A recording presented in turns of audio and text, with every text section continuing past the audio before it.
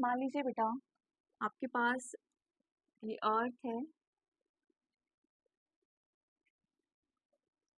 यहाँ पे radius r है और मान लीजिए किसी ऑब्जेक्ट को मैंने हाइट h पर रेज कर दिया है। ऑब्जेक्ट को मैं हाइट h तक रेज कर दिया है। अब इस पॉइंट पर, ठीक है, इस पॉइंट पर एक्सेलरेशन ड्यू टू ग्रेविटी हमने फाइंड आउट करनी है। ठीक, तो सबसे पहले सरफेस पर एक्सेलरेशन ड्यू टू ग्रेविटी की वैल्यू होती है gm divided by are square के इक्वल। अभी हमने थोड़ी देर पहले डिराइव किया इसको।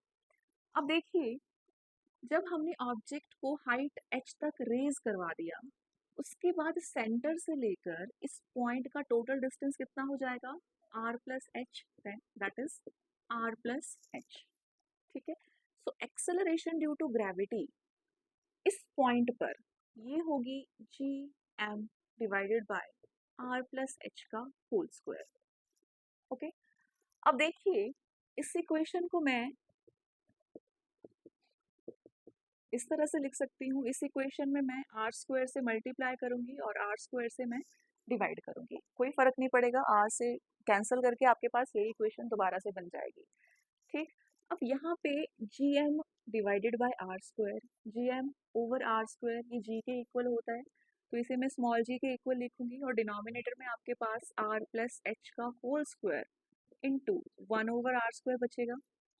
ठीक, अब देखिए इस इक्वेशन को इस तरह से लिखा जा सकता है g over r plus h whole square over are square की फॉर्म में।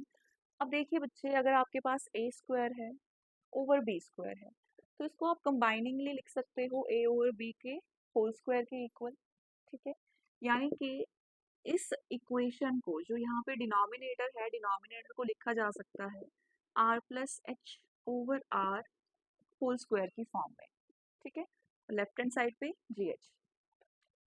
अब इसको थोड़ा हम और सॉल्व करेंगे तो ये बनेगा g over 1 plus h over r का होल स्क्वायर। ठीक है, तो ये है एक्सेलरेशन ड्यू टू ग्रेविटी की वैल्यू हाइट h पर। देखने से ही पता चल रहा है कि अगर आप हाइट पे ऊपर चले जाते हो तो एक्सेलरेशन ड्यू टू ग्रेविटी कम हो जाती है। ठीक है, जैसे मान लीजिए आपने किसी ऑब्जेक्ट को आर डिस्टेंस तक रेज कर दिया है, मान लीजिए किसी ऑब्जेक्ट को हमने आर डिस्टेंस तक रेज कर दिया है, तो इस केस में एच को हम आर के इक्वल पुट कर सकते हैं। तो आपके पास जी एच की वैल्यू आएगी g over 1 plus r over r का होल स्क्वायर, तो ये बनेगा जी ओवर 4। ठीक है, यानी कि अगर आपने किसी ऑब्जेक्ट को आर हाइट तक रेज कर दिया है तो उस ऑब्जेक्ट की जो ग्रेविटी होगी वो 4 टाइम्स कम हो जाएगी। ठीक है, अगर मान लीजिए यहाँ पे एक्सेलरेशन ड्यू टू ग्रेविटी की वैल्यू 9.8 है, अगर आपने आर हाइट तक रेज कर दिया है तो यहाँ पे एक्सेलरेशन ड्यू टू ग्रेविटी की वैल्यू 1/4 ऑफ 9.8 रह जाएगी। ठीक है,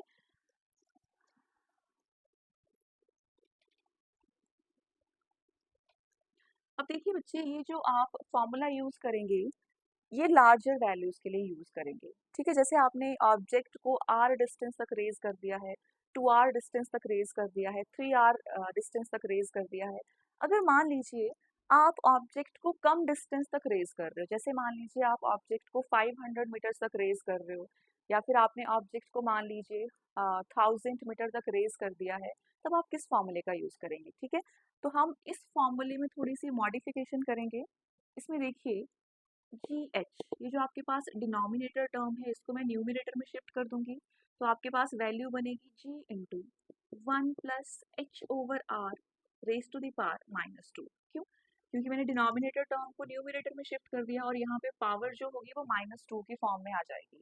ठीक है, अब यहाँ पे मैं बायनॉमियल एक्सपेंशन का यूज करूंगी, तो आपके पास जी एच की वैल्यू बनेगी g into 1 - 2 times of h over r के इक्वल। ठीक है, तो इस फॉर्मूले का यूज करेंगे आप जब आपने जी की वैल्यू निकालनी है, एक्सेलरेशन ड्यू टू ग्रेविटी की वैल्यू निकालनी है स्मॉल हाइट पे। ठीक है, जब आप ऑब्जेक्ट को कम हाइट पर रेज करोगे, कम डिस्टेंस पर रेज करोगे, तो आप इस फॉर्मूले का यूज करेंगे एक्सेलरेशन ड्यू टू ग्रेविटी निकालने के लिए।